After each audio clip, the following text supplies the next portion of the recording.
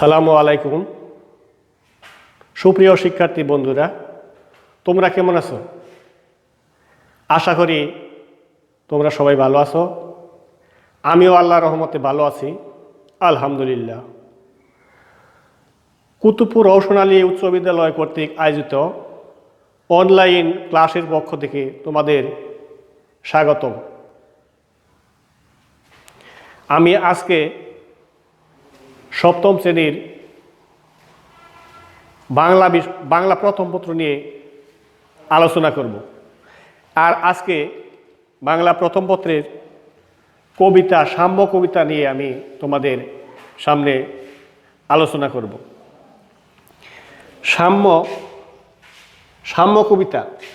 সাম্য কবিতাটি কে লিখেছেন আমাদের জানতে হবে। সাম্য কবিতাটি লিখেছেন কবি সুফিয়া কামাল। সুফিয়া কামালের এই সাম্য কবিতা আমরা আলোচনা করব। প্রথমে আমাদের জানতে হবে উক্ত কবিতার কবি পরিচিতি। আমরা প্রথমে কবি পরিচিতি নিয়ে কিছু আলোচনা করব, তারপর মূল কবিতায় যাব ইনশাল্লাহ। তো সুফিয়া কামাল জন্মগ্রহণ করেছেন 1911 সালে। তিনি একজন শুধু কবি ছিলেন না, তিনি একজন সফল নারী নেত্রী ছিলেন। নারী আন্দোলনের সাথে তিনি জড়িত ছিলেন। সারা দেশে নারী জাগরণে তিনি অগ্রণী ভূমিকা পালন করেছেন।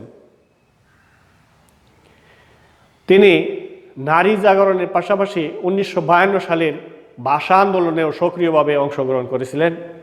সে হিসেবে তিনি একজন আন্দোলনকারী এবং সারা দেশের একজন নামি দামি নারী নেত্রী।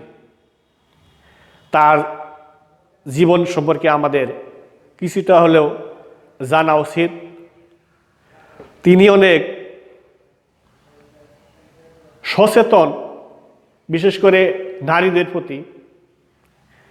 তিনি নারীদের প্রতি সচেতন হয়ে এবং নারী আন্দোলনের বা নারী জাগরণের ভূমিকা রাখতে গিয়ে তিনি অনেক কবিতা লিখেছেন। তার মধ্যে বিশেষযোগ্য কয়েকটি কবিতা কবিতার নাম আমরা উল্লেখ করতে পারি। কয়েকটি কাব্যগ্রন্থ, সাজের মায়া, একটি সাজের মায়া, আরেকটি মায়া কাজল, আরেকটি কেয়ার কাটা। এরকম তিনি উল্লেখযোগ্য কিছু কাব্যগ্রন্থ রচনা করে গেছেন। তিনি তার এমন ঔদার্যপূর্ণ জীবনে তিনি যেমন ছিলেন নারী সচেতনকারী একজন নেত্রী, তেমন ছিলেন একজন উচ্চমানের একজন কবি সাহিত্যিক। তিনি 1999 সনে মারা যান। বেগম সুফিয়া কামাল এরকমভাবেই নারী জাগরণে সারা দেশে নারীদের মধ্যে সচেতনতার আন্দোলন করে গেছেন। এখন আমরা আসি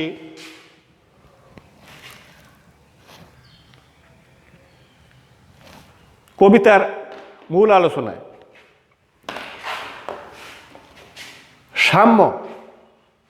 সাম্য বলতে আসলে আমরা কি বুঝি বলো তো ছাত্ররা? সাম্য অর্থ কি তোমরা বলতে পারো কিনা? আমি বলে দিচ্ছি। সাম্য অর্থ হলো সাম্য অর্থ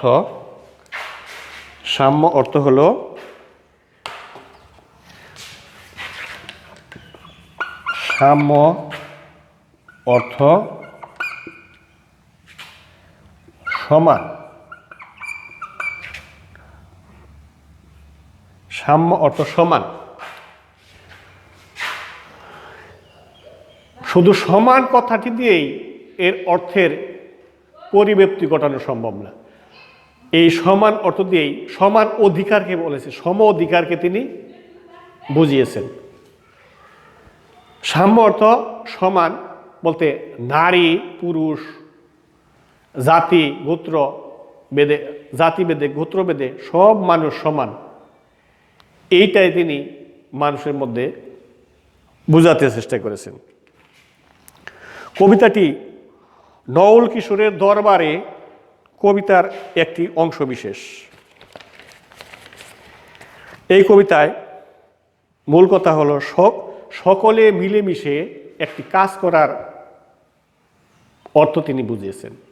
সকলে মিলে কাজ করলে যে কোনো একটি দেশ উন্নত শিখরে পৌঁছতে পারে, এমনকি দেশ এমনকি তার ব্যাপক পরিসরে সারা বিশ্ব যখন মানুষ মিলেমিশে কাজ করে তখন তার উন্নতির লক্ষ্য করতে পারে।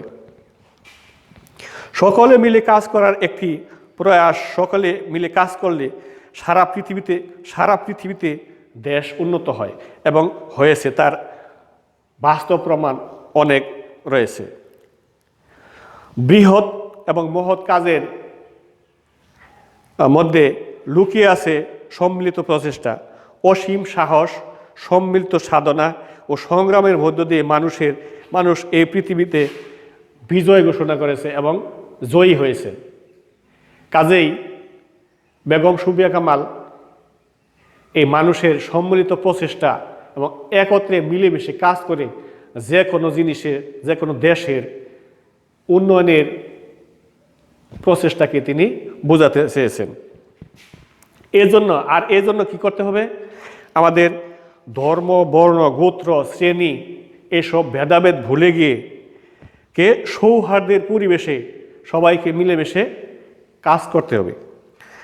আর এই কাজের পরিবেশ সৃষ্টি করাই হলো আমাদের একটি লক্ষণীয় বিষয়।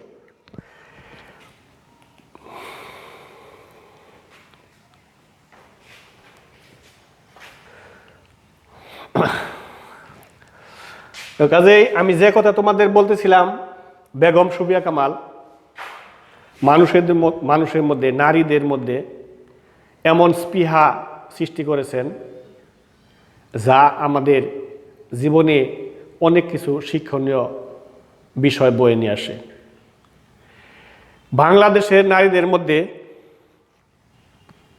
হাতে গোনা 2-1 নারী সচেতন বা নারী আন্দোলনকারী মহিলাদের মধ্যে প্রধান একজন হলো বেগম সুফিয়া কামাল। বেগম সুফিয়া কামাল শুধু কোনো একটা নির্দিষ্ট এলাকা বা শুধু বাংলাদেশের মধ্যেই সীমিত তাও আমরা বলতে পারি না, এবং তার এই আন্দোলন সারা বিশ্বে নারী আন্দোলনের সূত্রপাত ঘটিয়েছে। তোমরা জানো এক সময় নারীরা, মহিলারা লেখাপড়া শিখত না, কারণ নারীদের লেখাপড়ার অধিকার ছিল না।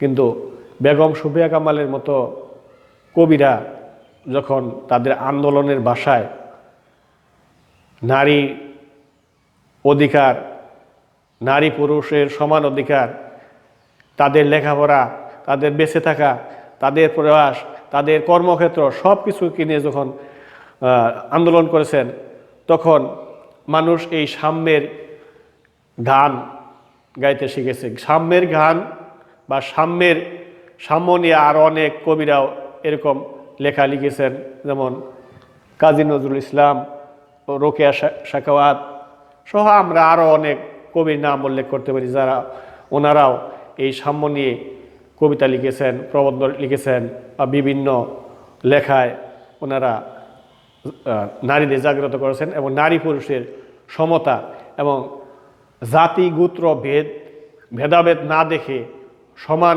হারে কাঁধে কাঁধ মিলে কাজ করার প্রয়াস উল্লেখ করেছেন।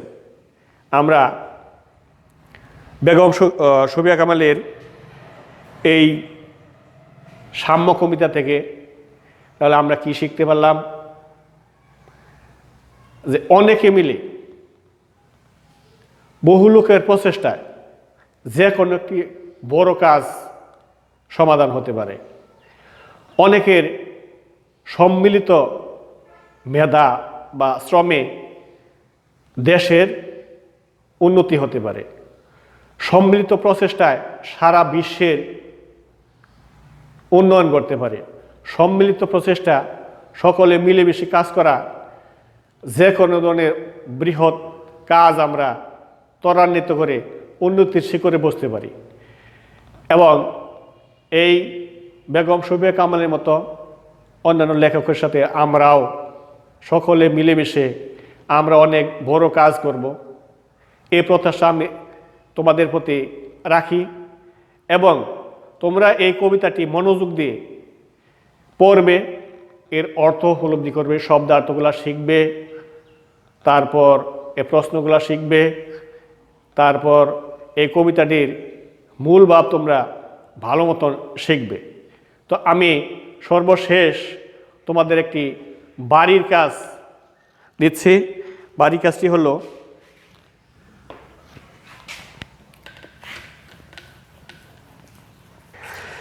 তোমরা লিখে নাও বাড়ির কাজ। আজকে তোমাদের জন্য বাড়ির কাজ হলো বাড়ির কাজ।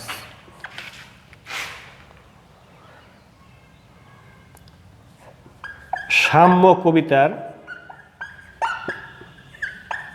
কবিতার মূল ভাব নিজের ভাষায় শিখো এবং লিখে শ্রেণী শিক্ষককে দেখাও। শ্রেণী শিক্ষককে দেখাবে।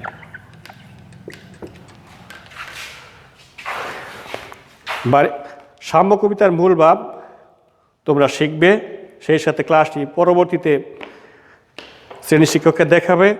এবং আমি সর্বশেষে তোমাদের প্রতি আহ্বান করছি, তোমরা বাড়িতে বসেই ভালো মতো লেখাপড়া শিখবে।